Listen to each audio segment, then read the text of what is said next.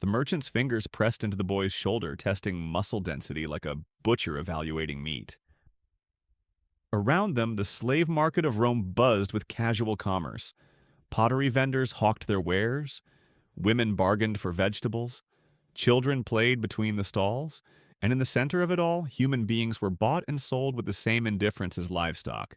This is the story of what happened to those boys. Not the sanitized version you learned in school, where slavery was just an unfortunate footnote in Rome's glorious history. This is the raw, documented reality of children whose lives were measured in coins, whose futures were decided by profit margins, and whose humanity was systematically stripped away by an empire that perfected the art of human commodification. Today, we're going inside the most disturbing aspect of Roman civilization. The systematic exploitation of young slave boys that turned children into products, innocence into profit, and human potential into entertainment. By the time we're done, you'll understand why this story has been buried in academic footnotes, and why modern historians prefer to discuss Roman architecture instead of Roman atrocities. But before we dive into the horrifying details, let me give you some context that will make everything else make sense. Rome wasn't just casually cruel to slaves. They industrialized human suffering with the same efficiency they brought to engineering and warfare. What you're about to hear isn't random brutality. It's systematic dehumanization perfected over centuries. Picture this scene from a slave market in 150 CE. A Germanic boy, maybe 14 years old, stands naked on a wooden platform while potential buyers examine him like merchandise. His wrists are bound with rope that's already chafed his skin raw. His eyes dart between faces in the crowd, searching for mercy that doesn't exist. The auctioneer's voice carries over the forum as he lists the boy's attributes. Strong back for heavy labor. Good teeth indicating decent health. Young enough to be trained properly. The language strips away every trace of humanity, reducing a child to a collection of useful body parts and economic potential. A merchant steps forward, running practiced hands along the boy's arms and legs. He's done this hundreds of times before. He knows exactly what to look for. Muscle development that suggests the child can handle physical work. Scars or deformities that might affect value. Signs of disease that could represent a bad investment. The bidding starts at 50 denarii, about 2 months' wages for a common laborer.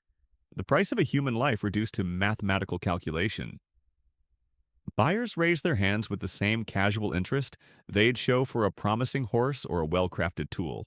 60 denarii, 70. The boy's value climbs as men who've never known a day of hardship decide his worth.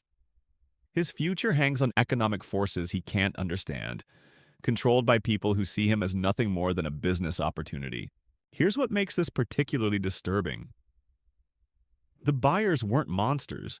They were ordinary Roman citizens, respected members of society, men who went home to their families each night, who participated in religious festivals, who considered themselves civilized people.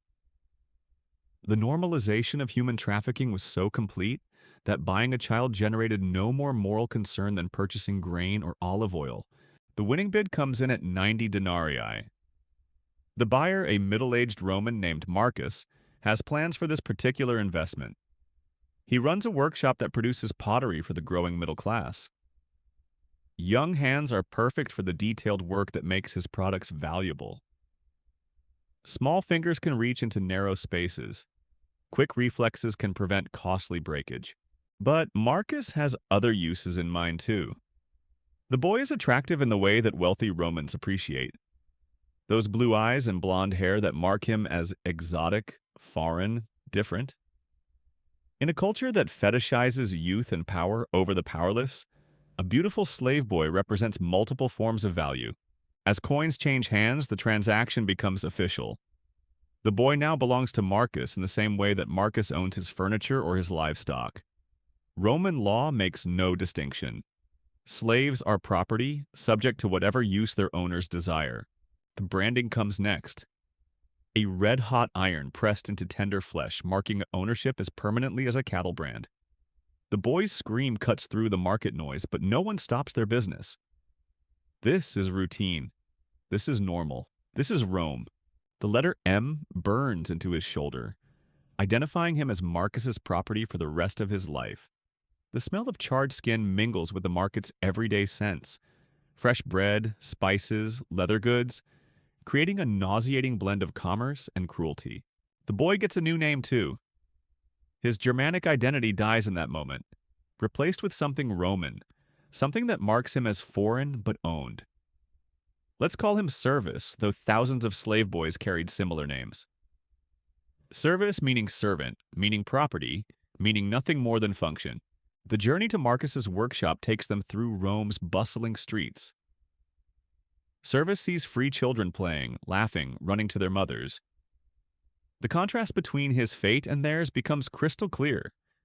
Citizenship, that accident of birth, means everything in Rome. It's the difference between person and property, between future and commodity. Marcus's workshop sits in a busy commercial district. The building is well-maintained, prosperous-looking. From the outside, you'd never guess the horrors that happen within its walls. But that's how systematic exploitation works. It hides behind respectable facades and economic necessity. Inside, Service meets the other slaves, boys ranging in age from 10 to 16, all bearing the brand of ownership, all carrying the hollow look of children who've learned that hope is dangerous. They work in silence, hands moving with mechanical precision, shaped by months or years of brutal conditioning. The work itself might seem harmless to modern eyes. Shaping clay, painting designs, loading kilns. But it's the conditions that reveal the true nature of Roman slavery. 14-hour days without breaks. Meals consisting of thin gruel and stale bread. Sleeping arrangements that pack children into airless rooms like cargo. The psychological warfare starts immediately. Service learns that talking during work earns a beating. Looking directly at Marcus or his free workers earns punishment.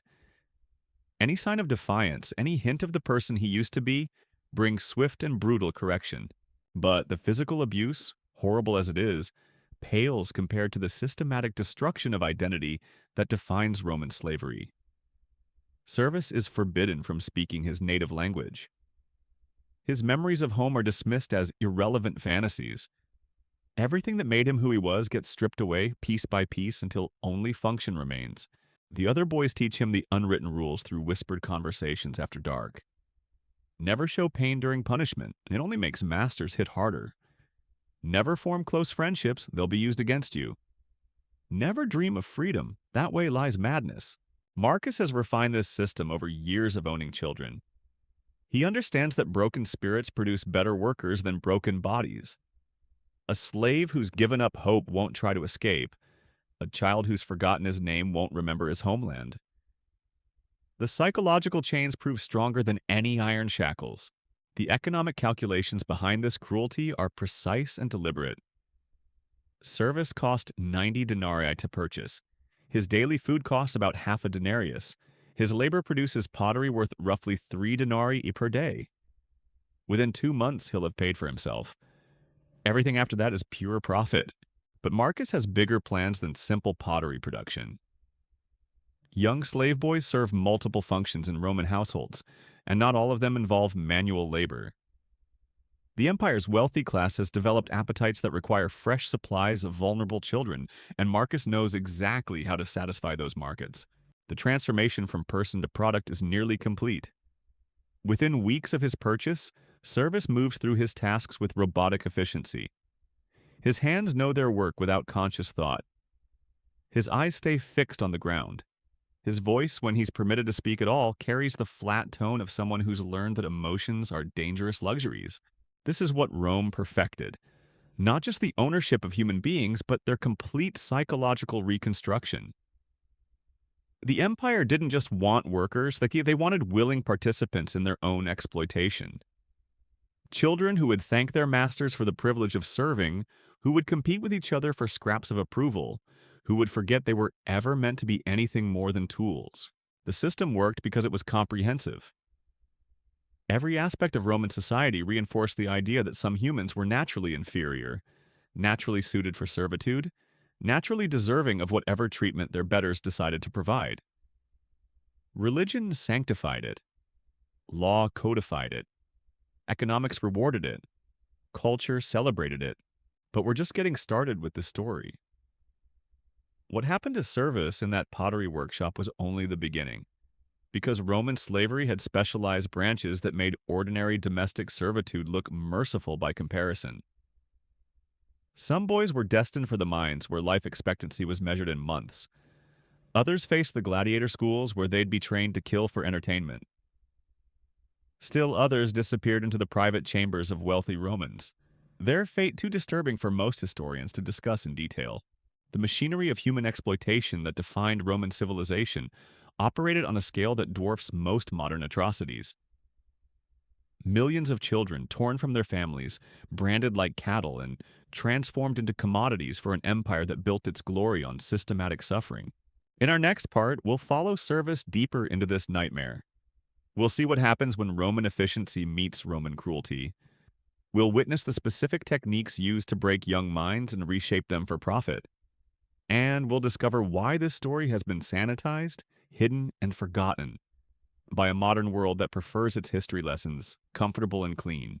Because the truth about Roman slavery isn't just disturbing, it's a mirror that reflects uncomfortable questions about human nature, systematic evil, and how ordinary people can participate in extraordinary cruelty when the system makes it profitable and socially acceptable. The boy who entered that slave market as a person left as property, but his journey into the heart of Roman darkness was just beginning. The workshop's daily rhythm became service's new reality, but rhythm suggests something natural, organic. This was mechanical precision designed to extract maximum value from human machinery.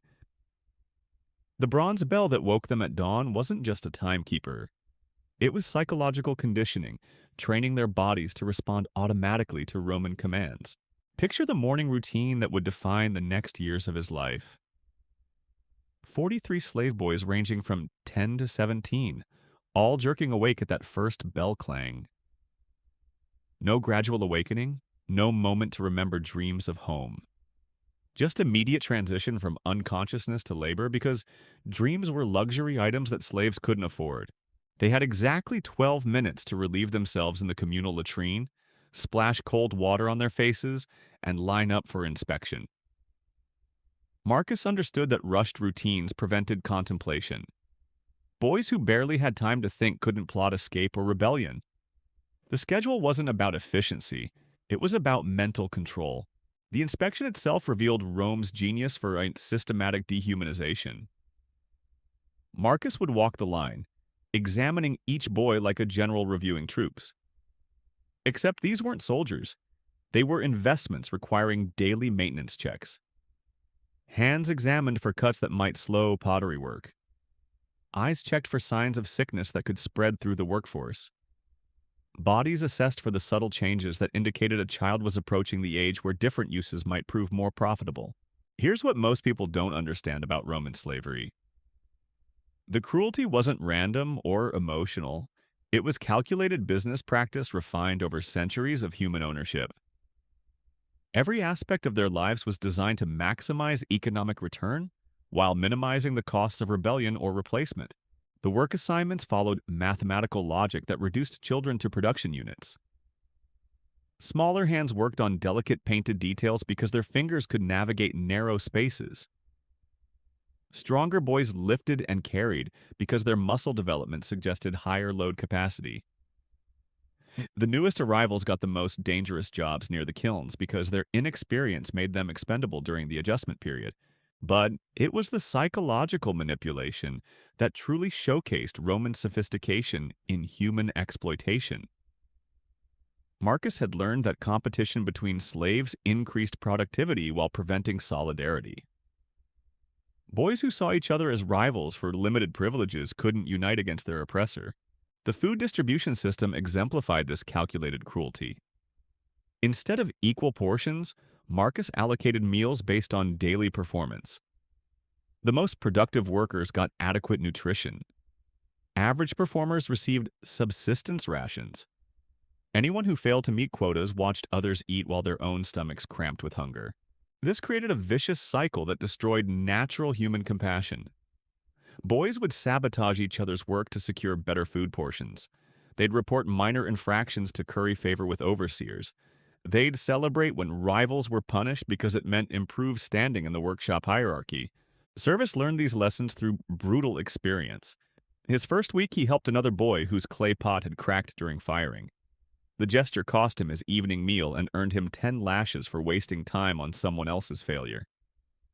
The message was crystal clear. Compassion was weakness, and weakness threatened survival. The beating itself deserves detailed examination because it illustrates how Romans perfected punishment as educational tool. Marcus didn't just hit Service. He made the other boys watch, explaining each blow's purpose as it landed. This lash teaches you not to waste time. This one reminds you that his failure isn't your concern. This final strike ensures you remember whose property you are. The other boys' faces during this lesson revealed the system's true horror. Not shock or sympathy, but careful attention. They were taking notes on how to avoid similar punishment. Service's suffering became their education and survival through selfishness. Sleep brought no relief from this psychological warfare. The sleeping quarters were designed to prevent privacy or personal reflection. 43 boys packed into a room built for 20, lying on thin straw mats that provided no comfort and little warmth. Bodies pressed against bodies in forced intimacy that destroyed any sense of personal space or individual identity. The darkness filled with whispered conversations, but not the kind you'd expect from children. These weren't bedtime stories or shared dreams. These were tactical discussions about work quotas, punishment avoidance, and advancement opportunities within their captivity. The system had corrupted even their dreams, turning sleep into another arena for competitive survival. Marcus employed older slaves as enforcers, boys who'd been in the workshop for 3 or 4 years and had internalized its values completely. These weren't overseers in the traditional sense. They were products of successful conditioning, living examples of what total psychological surrender looked like. One boy, maybe 16, had achieved the coveted position of floor supervisor. He moved through the workshop with authority that came from complete identification with his oppressor's interest. He'd learned to see through Marcus's eyes, measuring other slaves' value in terms of productivity and compliance. His reward was slightly better food, marginally improved sleeping arrangements, and the intoxicating power to inflict the same suffering he'd endured. This represented Rome's greatest innovation in human exploitation. They didn't just break slaves' bodies or spirits, they rebuilt them as willing participants in their own oppression. The supervisor boy genuinely believed his elevated status reflected his superior worth. He'd forgotten he was property and started thinking like an owner. The workshop's daily production quotas revealed the mathematical precision behind Roman cruelty. Each boy was expected to complete specific tasks within exact time frames. Fall short, and punishments followed with mechanical inevitability. Exceed expectations and rewards materialize just substantial enough to encourage continued overperformance. But here's the truly diabolical aspect. The quotas were calibrated to be barely achievable. Most boys could meet them on good days when their hands worked smoothly and materials cooperated. But bad days, when clay cracked or paint smeared or kilns ran too hot, created automatic failure that justified punishment. This wasn't accidental. Marcus had calculated that intermittent failure kept slaves in constant anxiety about their performance. Boys who always succeeded might become confident. Those who always failed might give up entirely. But slaves who succeeded most of the time while living in fear of failure worked with desperate intensity that maximized production. The economic incentives extended beyond simple labor extraction. Marcus had developed additional revenue streams from his human inventory that revealed Roman slavery's true scope. Wealthy customers would pay premium prices to borrow attractive boys for private entertainment. The workshop's location near the theater district wasn't coincidental. These arrangements generated more profit than pottery sales, but they came with costs that couldn't be measured in coins. Boys who returned from such encounters carried damage that went far beyond physical injury. They'd learned that their bodies belonged to whoever could afford the rental fee, that their pain was just another commodity in Rome's vast marketplace of human suffering. The psychological impact created 2 types of survivors. Some boys withdrew completely into themselves, performing their tasks with mechanical precision, while their consciousness retreated to places that couldn't be reached by Roman hands. Others embraced their commodification entirely, competing for the privilege of being selected because it offered brief escape from workshop drudgery. Both responses served Marcus's purposes perfectly. Withdrawn slaves caused no trouble and worked reliably. Eager slaves generated higher rental fees and created competition that prevented solidarity. Either way, the system extracted maximum value from their humanity while destroying everything that made them human. Marcus kept detailed records of each boy's performance, rental history, and behavioral patterns. These weren't personal observations, but business documents tracking assets' depreciation and profitability. Boys were evaluated like livestock, their declining value carefully monitored to optimize replacement timing. The records revealed patterns that would shock modern sensibilities, but seemed perfectly natural to Roman business practices. Most boys remained productive for 18 to 24 months after purchase. Physical development and psychological adjustment initially improved their value, but extended exploitation inevitably led to diminishing returns. Some boys broke down entirely, becoming liabilities that cost more to maintain than they produced. Others aged out of their primary market value, becoming suitable only for basic labor that barely covered their upkeep costs. The most successful adapted so completely to their commodification that they became valuable long-term investments. Marcus had plans for his most successful products that extended far beyond pottery production. The Roman economy had created specialized markets for trained slaves that offered higher profit margins than simple manual labor. Boys who demonstrated intelligence might be educated for administrative roles. Those with artistic talent could be developed into decorative craftsmen. The most psychologically malleable could be groomed for positions requiring absolute loyalty and discretion. But these opportunities came with their own forms of horror. Education meant learning to use their intelligence in service of their oppression. Artistic development required channeling creativity into productions that celebrated Roman power. Positions of trust demanded complete identification with masters' interests, even when those interests involved perpetuating the same system that had destroyed their own childhood. The workshop had become a factory for manufacturing compliant victims, and Service was learning that survival required participating in his own destruction. The boy who'd entered the slave market with hope of eventual freedom was discovering that freedom itself was just another Roman luxury that slaves couldn't afford to want. Tomorrow would bring new lessons in the systematic elimination of human dignity, and Service would learn that this workshop was merely the first circle of a much larger hell that Rome had created for children, unfortunate enough to be born without the protection of citizenship. The wooden post stood 6 feet tall, wrapped in leather that had been stained dark by countless training sessions. Service gripped the practice gladius, its weight unfamiliar in hands that had known only pottery tools. Around him, 20 other workshop boys faced identical posts, their faces masks of concentration and barely contained terror. This was graduation day at Marcus's workshop. Not the kind that celebrated achievement, but the kind that separated profitable investments from disposable failures. The boys who showed promise with weapons would be sold to gladiator schools for triple their original purchase price. Those who couldn't adapt would find themselves in Rome's mines, where life expectancy was measured in months rather than years. The trainer, a scarred former gladiator named Gaius, demonstrated the basic thrust with mechanical precision. His voice carried the flat authority of someone who'd learned that emotional distance was the only way to survive training children to kill. Step forward, drive the blade, recover position. Simple movements that would either save their lives or end them in spectacular fashion for Roman entertainment. The mathematics behind this selection process revealed Rome's genius for extracting value from human suffering.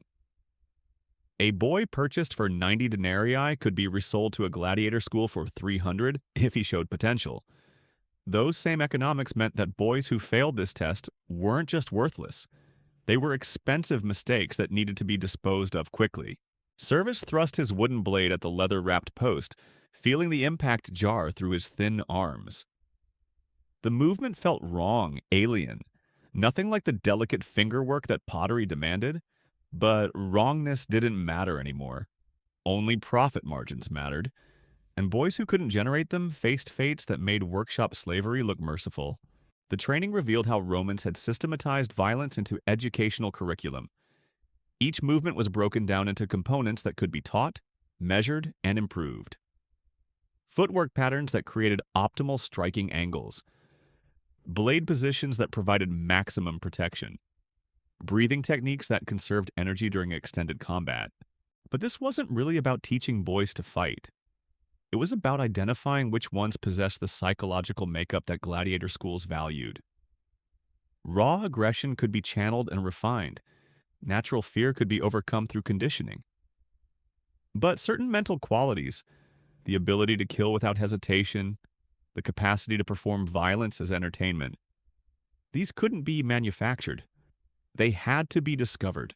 Gaius walked among them, making notes on a wax tablet that would determine their futures. His assessments weren't based on skill that could be developed over months of brutal training. He was evaluating temperament, searching for boys who showed the right combination of desperation and adaptability that made profitable gladiators. The selection criteria revealed disturbing insights into Roman understanding of human psychology. Boys who cried during training were marked as unsuitable. The arena demanded performers who could suffer in silence. Those who helped struggling companions were likewise eliminated. Gladiatorial combat required absolute selfishness. Even boys who showed too much natural ability were sometimes rejected because they might develop confidence that interfered with total obedience. What Gaius wanted were boys who were broken just enough to be moldable but not so damaged that they couldn't function. The perfect gladiator candidate was desperate for approval, terrified of punishment, and completely dependent on his trainers for any sense of worth. These psychological profiles have been refined through decades of experimentation on children's minds. The evaluation process lasted 3 hours, but for the boys it felt like an eternity. Each thrust, each defensive movement, each moment of hesitation was being recorded and analyzed. They weren't just learning to use weapons. They were auditioning for the right to die in public for Roman amusement. Marcus observed from the workshop's entrance, calculating potential returns on his investments. Boys selected for gladiator training would generate immediate profits through their sale. Those rejected would be liquidated through Rome's other slave markets, mines, galleys, or private households where the remaining value could be extracted before their inevitable disposal. The economic logic was flawless from a Roman perspective. Every boy purchased represented potential profit that could be realized through various channels. Workshop labor provided steady returns. Gladiator training offered high-value resale opportunities. Even if failure had monetary value, like rejected boys could still perform manual labor until their bodies gave out completely. Service felt Gaius's eyes evaluating him as he attempted the defensive patterns. His movements were clumsy, untrained, but something in his stance caught the trainer's attention. Perhaps it was the way he maintained eye contact despite his fear. Maybe it was how he continued practicing even when his arms burned with exhaustion. Whatever quality Gaius recognized, it sealed Service's fate with mathematical certainty. The announcement came at sunset, delivered with the same casual indifference Romans showed for all business transactions. 12 boys had been selected for gladiator school placement. Their names were read from Gaius's tablet like a shipping manifest, reducing human destinies to inventory management. Service heard his name called and felt something inside him die. Not hope. He'd learned better than to maintain that luxury. What died was his last connection to the boy who'd played in Germanic forests before Romans made him property.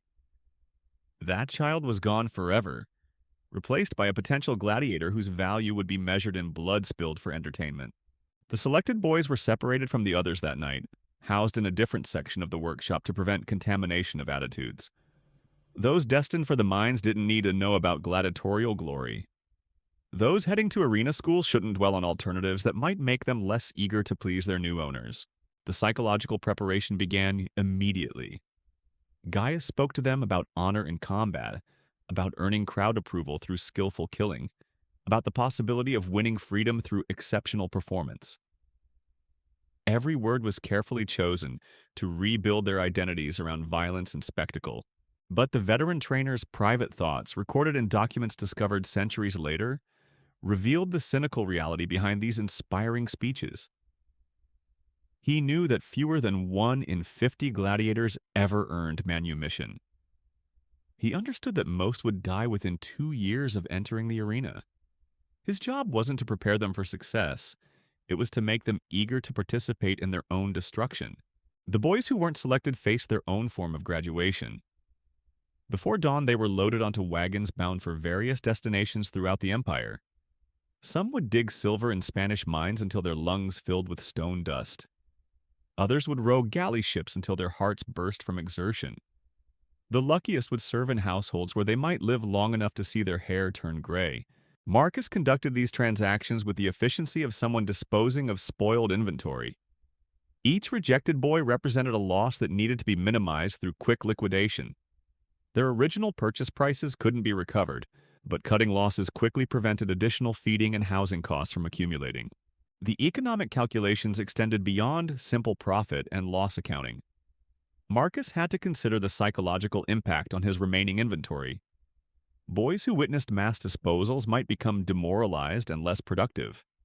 But those who saw successful placements in gladiator schools might work harder, hoping for similar opportunities. The balance required careful management of information and expectations. Selected boys were celebrated and honored before their departure, creating the impression that gladiator training was a reward for excellence. Rejected boys simply disappeared overnight, their absence explained as transfers to better opportunities elsewhere. This systematic deception represented another Roman innovation in slave management. Rather than relying on pure brutality to maintain control, they had learned to manipulate hopes and fears with surgical precision. Slaves who believed improvement was possible worked harder than those who had nothing left to lose. The night before the gladiator candidates were to be transferred, Marcus addressed them personally. His speech mixed paternal affection with business pragmatism in ways that revealed how completely Romans had normalized the commodification of children. He spoke of being proud of their development, of having high expectations for their future performance, of maintaining interest in their careers as they brought honor to his workshop's reputation. Every word reinforced the fundamental lie that defined Roman slavery, that their suffering served some greater purpose, that their exploitation benefited them somehow, that their masters genuinely cared about their welfare rather than simply managing valuable assets. The boys absorbed these messages because they desperately needed to believe their lives had meaning beyond mere commodity status. The alternative, accepting that they were nothing more than entertainment products being prepared for consumption, was too psychologically devastating to contemplate. As dawn approached, the selected boys were fitted with traveling chains that would transport them to their new owners. The iron shackles weren't just physical restraints, but psychological markers of their transition from one form of property to another.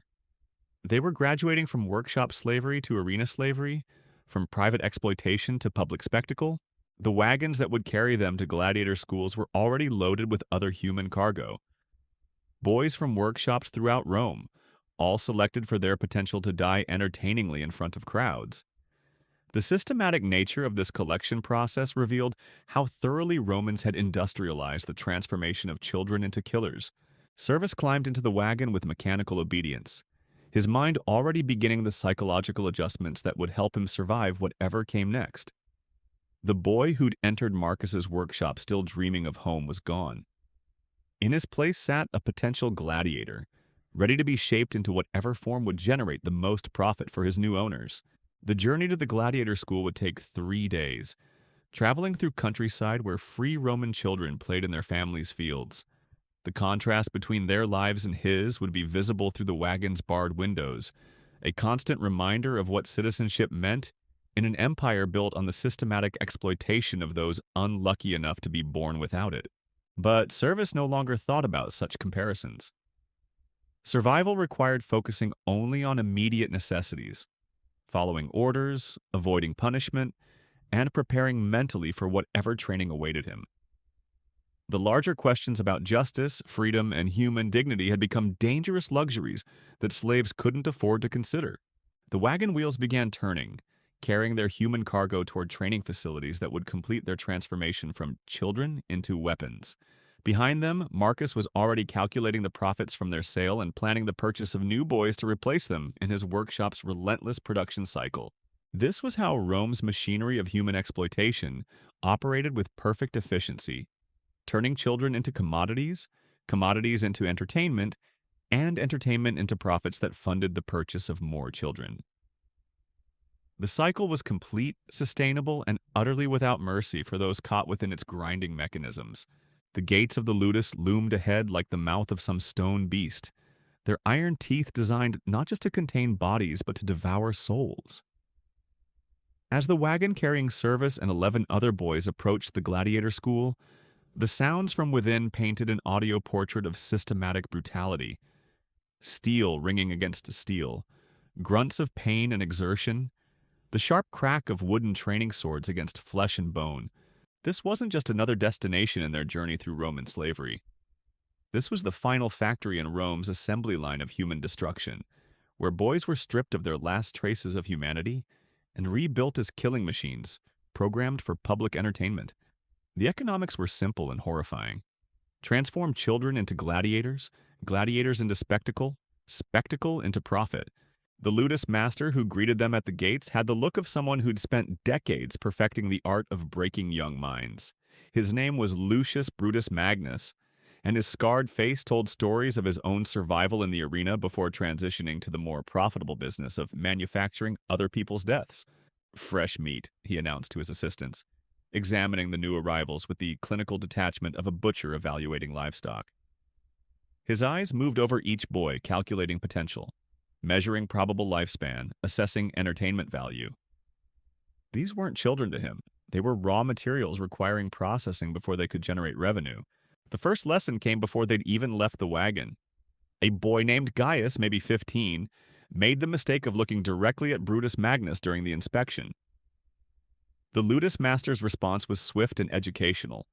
His fist connected with the boy's jaw, sending him sprawling into the dirt, while the others learned their first rule through observation rather than experience.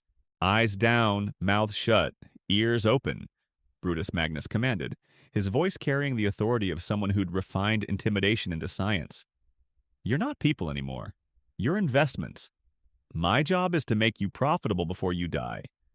How long that takes depends on how quickly you learn to stop being human." The entrance ritual stripped away their last connections to individual identity. Their hair was shaved completely, removing even the texture and color that marked their ethnic origins. Their remaining clothes were burned in a ceremonial fire that served both practical and psychological purposes. Lice prevention was the stated reason, but watching their last possessions turn to ash drove home the finality of their transformation. New clothes were issued with mathematical precision. Each boy received identical garments. Rough wool tunics dyed the brown of dried blood, leather sandals that provided protection without comfort, and, most significantly, iron collars that marked them as gladiatorial property. The collars weren't just identification tags, but psychological tools that made escape impossible and submission inevitable. The sleeping quarters revealed the ludus's approach to human storage. 40 boys packed into a stone room designed for 20, their sleeping mats arranged with the efficiency of a warehouse storing breakable goods. Privacy was forbidden, personal space non-existent, individual comfort irrelevant to the machinery of mass murder production. But it was the training schedule that revealed Rome's true genius for systematic dehumanization. Dawn to dusk, every moment planned, every activity designed to replace human instincts with gladiatorial programming. They weren't learning to fight. They were learning to stop being boys and start being weapons. The wooden training swords felt different here than they had in Marcus's workshop. Heavier, more purposeful, weighted to build specific muscle groups that would serve specific killing functions. The targets weren't simple posts, but humanoid figures designed to teach accurate placement of fatal strikes. Every practice thrust was aimed at vitals, every defensive movement calculated to protect areas that needed to remain functional for extended combat. The trainers were all former gladiators who'd survived long enough to transition from entertainment to education. They understood the psychology of transformation because they'd experienced it themselves. Their teaching methods combined technical instruction with systematic brutalization, designed to rewire young nervous systems for violence. Service learned that hesitation was the deadliest enemy a gladiator could face, not because it led to defeat in combat, but because it indicated retention of human conscience. Boys who hesitated before striking were subjected to punishments that made them associate mercy with agony. Those who struck without thinking were rewarded with better food, warmer sleeping arrangements, and the intoxicating approval of their trainers. The medical examinations revealed another layer of Roman efficiency and human commodification. Every boy was assessed for specific physical advantages that could be developed into marketable fighting styles. Tall boys with long reach were trained as spearmen. Quick, smaller boys learned net and trident techniques. Those with powerful builds became heavy infantry specialists. But the examinations went beyond simple physical assessment. Roman physicians had developed techniques for evaluating psychological suitability for different types of combat. Boys who showed natural aggression were channeled toward styles that maximized their bloodthirsty potential. Those who demonstrated intelligence were taught tactical approaches that could extend their arena careers. Even fear was evaluated and categorized. Some boys fought better when terrified, others needed confidence to perform effectively. The food distribution system at the ludus represented psychological warfare disguised as nutrition management. Meals weren't just about keeping gladiators alive, but about creating hierarchies that prevented solidarity. New boys received minimal rations that kept them hungry and desperate. Advanced students earned better food through superior performance. Veterans who'd proven their entertainment value dined on meals that approached adequacy. This created competition that destroyed any possibility of unified resistance. Boys would sabotage each other's training to secure better feeding positions. They'd report infractions to trainers hoping for improved treatment. They'd celebrate when rivals were punished because it meant advancement in the ludus hierarchy. The system turned potential allies into enemies, ensuring that rebellion remained impossible even when opportunity presented itself. The punishment protocols revealed Roman innovation in applied psychology. Rather than relying on random brutality, the ludus employed calculated consequences designed to modify behavior with scientific precision. Boys who showed mercy during training faced punishments that associated compassion with suffering. Those who displayed individual thinking were subjected to treatments that made conformity feel like salvation. The most effective punishments weren't physical, but social. Boys who violated rules found themselves isolated from the group, denied the minimal human contact that made their existence bearable. Others were forced to endure public humiliation that stripped away dignity more completely than any beating. The message was clear. Individual identity led to individual suffering, but submission to the group offered protection and belonging. The training weapons graduated from wood to blunted metal to razor-sharp steel as boys proved their readiness for increasingly lethal instruction. Each transition marked another step away from humanity toward weaponization. The steel felt different in their hands, not just heavier but somehow alive with potential for destruction. Advanced students demonstrated techniques on live prisoners, condemned criminals who served as practice targets for developing gladiators. These weren't training exercises, but educational executions designed to desensitize boys to the reality of killing human beings. The prisoners' screams became background noise, their blood just another mess to clean up after lessons ended. Service watched his first demonstration execution with stomach-churning horror that gradually transformed into clinical interest. The trainer's blade found its mark with surgical precision, ending life with an efficiency that seemed almost artistic. By the 10th demonstration, he was taking notes on technique rather than fighting revulsion at the spectacle. The psychological transformation was accelerating now, each day bringing him further from the boy he'd been and closer to the killer he was becoming. His dreams, when exhaustion allowed them, featured increasingly violent scenarios where he was the predator rather than prey. His hands moved through sword patterns even while sleeping, muscle memory overriding conscious control. The ludus employed former gladiators as counselors, whose job was to help boys process their transformation from human to weapon. These weren't therapy sessions, but programming workshops designed to rebuild identity around violence and spectacle. Boys learned to see themselves as artists whose medium was death, performers whose audience craved blood, heroes whose glory came through superior killing technique. The counseling sessions revealed how thoroughly Romans understood the psychology of systematic dehumanization. Boys who clung to memories of home were taught to view their past as weakness that needed to be overcome. Those who mourned their lost families were shown how attachment led to hesitation that led to death. Individual personality traits were reframed as flaws that interfered with optimal performance. Religious instruction complemented the psychological programming, teaching boys that their fate was divinely ordained and their suffering served cosmic purposes. The gods, they learned, demanded blood sacrifice to maintain universal order. Gladiators were holy warriors whose deaths in the arena pleased divine powers and protected Rome from cosmic chaos. This theological framework provided meaning for meaningless suffering, purpose for purposeless destruction. Boys who might have rebelled against simple slavery found themselves embracing their role as sacred killers whose blood would sanctify Roman entertainment. The transformation from victim to volunteer was nearly complete. The Ludus operated multiple programs simultaneously, processing boys with different potentials through specialized tracks. Some were destined for elaborate spectacles requiring months of choreographed preparation. Others would serve as cannon fodder, expendable opponents whose quick deaths would highlight star performers' superior skills. The most promising would receive years of intensive training that might, if they survived long enough, lead to fame and the distant possibility of freedom. But survival statistics told their own story about the reality behind these promises. Records maintained by the Ludus revealed that fewer than one boy in 20 lived long enough to see his 18th birthday. Most died during training, their bodies unable to withstand the systematic brutalization required to create effective killers. Those who survived training faced even worse odds in actual arena combat. The mathematical precision of these mortality rates wasn't accidental but carefully calculated. The Ludus needed to maintain optimal ratios between training investment and profitable return. Boys who required too much instruction before becoming arena-ready represented poor investments. Those who died too quickly after completing training wasted educational resources.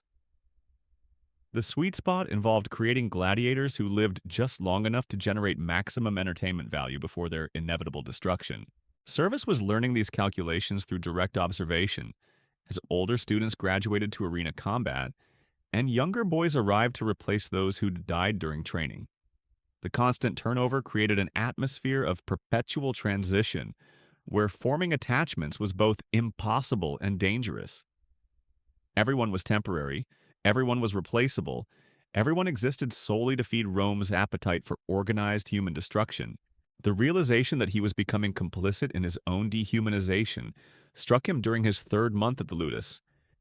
He found himself critiquing other boys' technique rather than sympathizing with their struggles.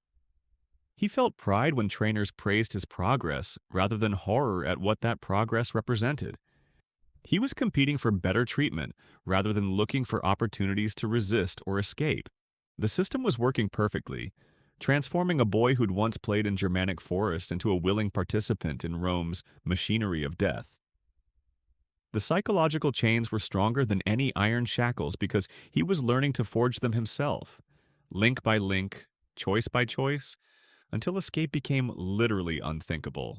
Tomorrow would bring new lessons in the art of killing, and Service would embrace them with the enthusiasm of someone who'd learned that cooperation with his destroyers was the only path to survival in a world where humanity itself had become a luxury that slaves couldn't afford to maintain. The arena floor felt different beneath his feet than the training sand of the Ludus. This wasn't practice anymore. The roar of 50,000 Romans pressed down on him like a physical weight, their bloodlust so thick he could taste it in the air. Service gripped his gladius, its familiar weight now feeling strange in hands that trembled not from fear but from something worse. Anticipation. 3 years of systematic brutalization had accomplished what Rome intended. The boy who'd once wept for his homeland now felt his pulse quicken at the crowd's savage approval. Their chants of his arena name, Ferox the Germanic beast, sent electricity through his nervous system more powerful than any drug. He'd become addicted to the very thing that would destroy him.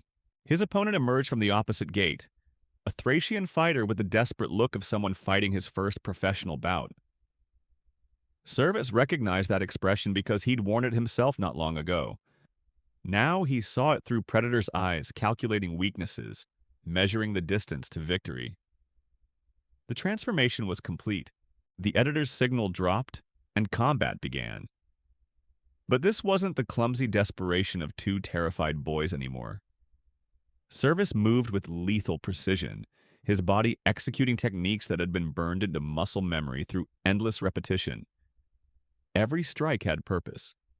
Every defense flowed into counterattack. He'd become exactly what Rome wanted, a perfect killing machine disguised as entertainment. When his blade found its mark, the crowd exploded in approval that flooded his system like molten gold. 50,000 voices screaming his name, showering the sand with flowers and coins, treating him like a god. For those precious moments, he wasn't property anymore. He was somebody. He mattered. The addiction had him completely. Victory brought rewards that made the horror almost bearable. Better food, warmer quarters, women who competed for the attention of arena favorites. Merchants sold oil lamps bearing his likeness. Children played with wooden figurines carved in his image.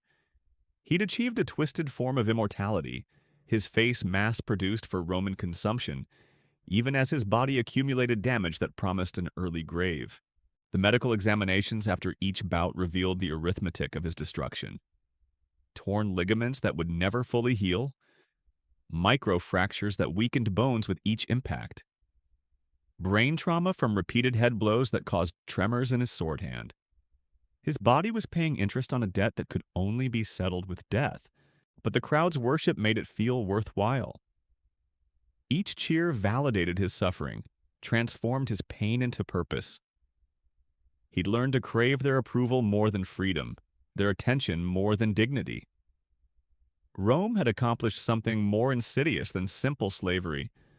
They'd made him grateful for his chains because they came with applause. The economic calculations behind his fame were precise and profitable. Gate receipts increased when Service fought. Betting odds shifted based on his condition. Sponsors paid premium prices to associate their names with his victories. He'd become a brand, a marketing phenomenon, a profit center that generated wealth for everyone except himself. 43 fights. That's how many times he'd killed for Roman entertainment, each victory making him more valuable and less human. The boy who'd entered the slave market for 90 denarii was now worth thousands, his price rising with every drop of blood he spilled in the sand. But the mathematics of gladiatorial combat were inexorable. Reflexes slowed by fractions, strength diminished by degrees. The accumulated damage finally reached critical mass during his 44th bout against a younger, faster opponent who saw opportunity in Service's slight hesitation, his barely perceptible tremor. The editor's thumb turned downward with cold calculation. Not mercy or justice, but simple economics. Service's entertainment value had been extracted. His body had paid its final dividend. Time to liquidate the asset and invest in fresh inventory. As the blade opened his throat, his last coherent thought wasn't of home or freedom, but of the crowd's reaction.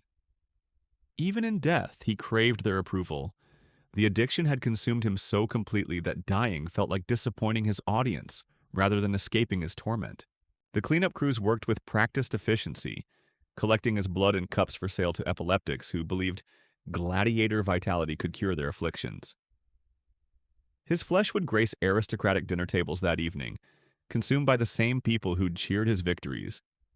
His bones would be ground into powder and sold as aphrodisiacs to aging senators seeking renewed vigor. Nothing was wasted.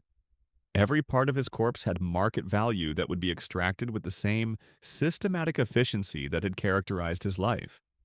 The boy who'd cost 90 denarii to purchase generated nearly 2,000 in death, his final contribution to Rome's machinery of human commodification. But the true horror wasn't his individual destruction. It was how quickly he was replaced. Before his blood had dried in the sand, slave traders were negotiating the purchase of fresh boys to feed into the same system. The machinery never stopped, never slowed, never questioned the morality of transforming children into entertainment. The ludus master counted the profits from Service's death and immediately reinvested in new inventory. 12 boys purchased with the proceeds, each destined for the same systematic dehumanization that had claimed their predecessor. The cycle was complete, sustainable, profitable, and utterly without conscience.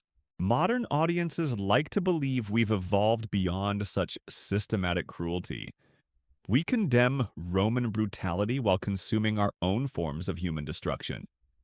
We've simply moved the arenas online and called the gladiators influencers. The mathematics remain the same. Young people destroying themselves for public entertainment, while systems profit from their suffering. The slave markets have become talent agencies. The ludus has become social media platforms. The crowd's bloodlust has become algorithmic engagement. But the fundamental transaction remains unchanged. Human dignity sacrificed for profitable spectacle, individual worth reduced to entertainment value, children transformed into content that feeds society's appetite for systematic destruction. Service died believing he'd been a warrior, never understanding he'd been livestock. His story isn't ancient history, but eternal warning about what happens when societies normalize the systematic exploitation of the vulnerable for the entertainment of the powerful. The arena never disappeared. It just learned better marketing. The boy from Germania, purchased for 90 denarii and killed for profit, represents millions of children throughout history who've been transformed into commodities by systems that measure human worth in economic terms. His name was erased, his identity destroyed, his humanity reduced to entertainment value. But his story survives as testament to the resilience of individual dignity, even under systematic dehumanization, and as warning about the ease with which ordinary people can participate in extraordinary evil when the system makes it profitable and socially acceptable. Remember him not as Ferox the gladiator, but as the Germanic boy who played in forests before Rome taught him to kill for applause. Remember that behind every system of systematic exploitation are individual human beings whose stories matter more than the profits extracted from their suffering. The arena is still with us. The only question is whether we'll recognize it before it consumes another generation of children who deserved better than being transformed into entertainment for a society that confused brutality with civilization. Human dignity isn't negotiable. Individual worth isn't measurable in economic terms, and no amount of systematic normalization can make the exploitation of children acceptable, no matter what name we give it or how we justify it to ourselves. The boy cost 90 denarii. His humanity was priceless. Rome forgot the difference. We must not.